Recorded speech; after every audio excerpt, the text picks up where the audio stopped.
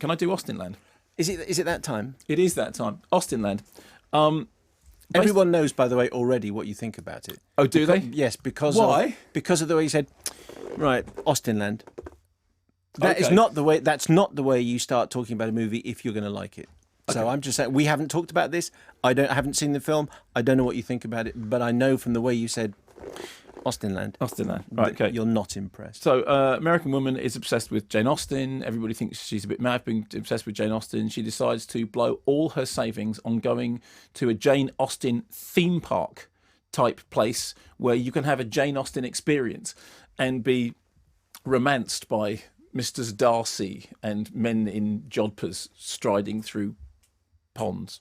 We've all done that. Yeah, we have. Who's it got? Perhaps I don't find the conversation of women to be stimulating. Oh, I just can't imagine why you're still single. Fancy a ring on your finger. Nobly. No, it's all right. I asked for it. I am single because apparently the only good men are fictional. Oh, and you think that there's any good women out there? Yeah, no. They profess honesty and fidelity, and then while you're away lecturing in Switzerland, they run off to Brazil with your mate. Get on with the game, you old windbag.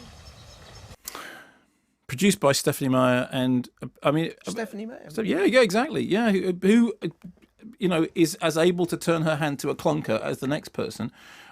Based on a novel as well, which is sort of surprising because when you see it, you think this is clearly a 5-minute skit.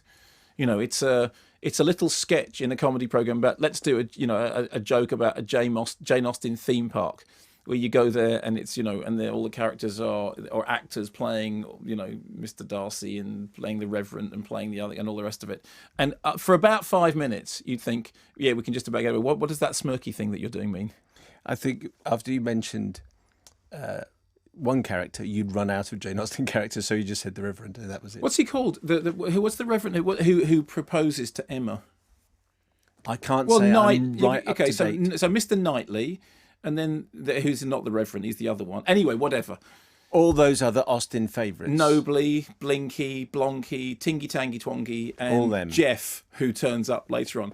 Anyway, so even when you've got Jennifer Coolidge, who can pretty much manage to save most things, you think, okay, you've got 5 minutes of comedy material in this, possibly 7 if you stretch it out. Sadly, the film comes in at 97 minutes, which means it's 90 minutes too long. And the funny thing about it is, the unfunny thing about it is, that I've not read a huge amount of Jane Austen. I just read when I was doing exams. I did Emma and I think Sense and Sensibility and all the rest of it. But it's witty and sparkling and and satirical and all that stuff. And this is not witty, not sparkling, not satirical, and most bad of all is probably not a phrase that Austen would have written. Most badly of all, not funny. And the weird thing is, it appears to have the least Austen, in order for this gag to work, you'd have to be doing sort of funny, smart, satirical takes on Austen. All the Bridget Jones stuff about Mr. Darcy is actually well done. It's funny and interesting, and it understands the